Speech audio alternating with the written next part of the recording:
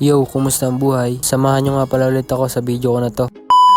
Sinimulan ko nga pala ang araw na to sa pagbiyahe ko papunta ng school. Meron kasi kaming pasok at exam na rin namin ngayon. At eto na naman tayo sa biyahe na napakainit. Ibang iba na talaga yung panahon ngayon kasi umaga pa lang napakainit na. Medyo masakit na sa balat yung araw. Nakasakay na nga pala ako dito at nag-aantay na lang na umandar itong jeep. So fast forward tayo, nandito na nga pala ako sa school na pinapasukan ko. And nag-aantay na nga lang pala kami dito sa prof namin para mag-umpisa na mag-exam. Ito isa pang fast forward, natapos na nga pala yung exam namin at lumabas na nga ako. Tapos dito na nga ako dumiretso sa kantin ng school namin. Nauhaw kasi ako kaya pumunta ako dito para bumili ng tubig. Naisipan ko nga pala mag-content ulit ng ganito kasi matagal ko na rin itong hindi nagagawa. So magdo-drawing nga pala ulit ako ng stranger. And nakita ko nga pala tong si Tropa na pwede kong maging subject. Kaya binidyohan ko na rin siya at kinuna ng picture.